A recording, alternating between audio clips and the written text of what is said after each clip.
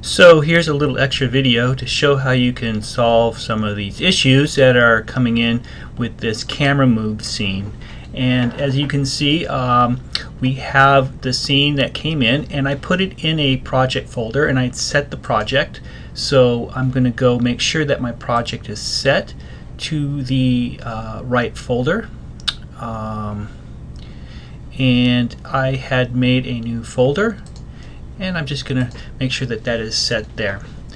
The textures came in because I had put it in a project folder, but the background image is not there, and one of the reasons why was that background image didn't come with the project folder. But I'm going to temp in, I'm just going to put in my own background image that I have here. So I'm going to select the image and go into the attributes. Control A brings up the attributes. Go into the Lambert here, and you can tell that it's not there because it's blank. You can also do this from the hypershade, but I'm going to do this from the attribute editor. And I'm going to navigate to the file, and you can see that there's no file there, so somehow that link got disrupted. But that's not really a problem, because we can just go to the file here and we can find that sky folder. I just have this cloud image here, and that should just come in like that. And now if that ever happens, if your image or your image file doesn't come in, you can just always reload it pretty easily. Okay, so now we have the background image in there, and it might be now's a good time maybe to save the scene. So I'm going to save this scene as, and I'm going to just version it up to house 3 or whatever. Okay. One other issue that came to light was that in the file that was being worked on, the timeline was not showing up. And if we go up here into display and UI elements are all of these tools and windows that we have in Maya here, and the time slider may have been checked off, so it's not the time slider or the timeline is not in there. And if that ever happens, all you have to do is just go into display, UI elements, and just check or uncheck whatever elements that you want or don't want. So that I have brought the time slider back into the user interface here, and now we can get going. We have a camera move on this. There is a camera that is on the that has been put in the scene, and as you can see, I can see the camera, but it's not the perspective of the camera, and that's because we're in perspective mode. This is like a working window here. Perspective does have a camera, but there has been a render camera. I'm going to select this camera here, and it's called render cam, which is good.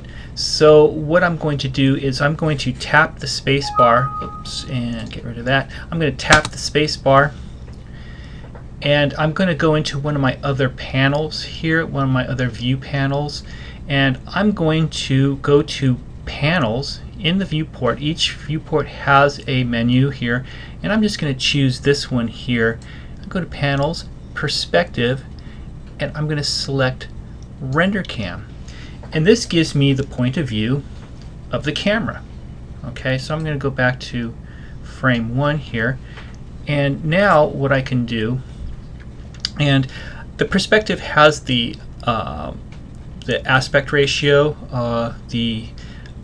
what's called the camera settings, the resolution gate, and we don't really need that right now.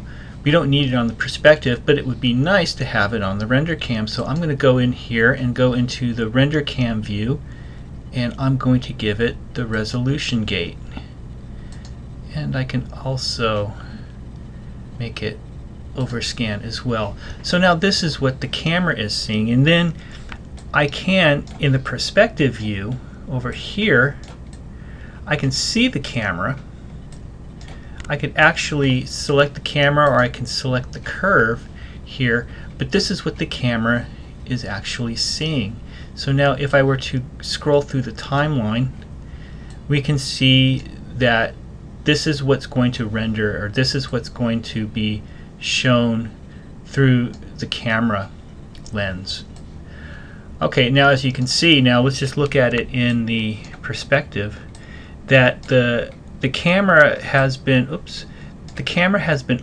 oh god, let's get out of here. There we go.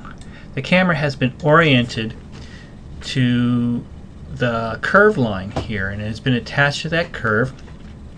But as you can see here, I'm just going to focus in on that. Focus.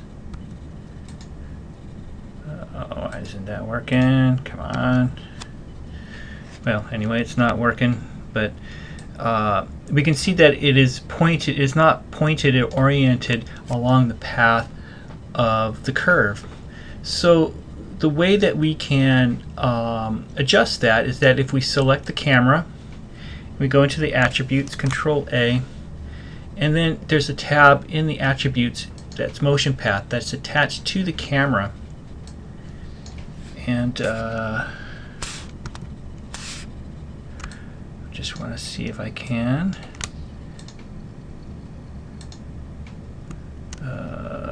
Hold on here. We can go to the motion paths, and then the motion path attributes has some orientation settings here that you're going to want to play with.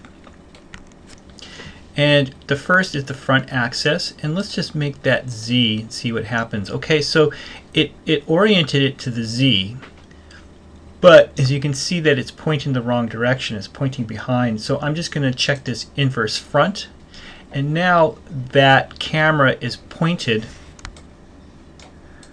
along the axis of the curve. Just like that. And you can play around with that. So now if you can see, I'm going to get in a little closer so you can see. The camera is following the curve pointed along the axis of the curve. And that's generally what you want. You may want to have it pointing in another direction. You can have it point in the Y direction, or we have it in the Z. You can point the X direction, and this is sometimes it gives you some unwanted things. You just have to play with these, and you can also adjust them in here. So if you wanted to make it a little offset, you can you know, make it 60 degrees, and it's going to change the axis here, but that's an unwanted result there. You can also, I'm going to close out this. If you have the camera, you can also go into the inputs motion path, and you have some adjustments here as well. So all I'm doing is I'm going into this, I'm selecting the channel, and I'm middle mouse dragging, and I can adjust the camera that way. Let's just try to side twist, and that's not really what we want. And then there's an up twist.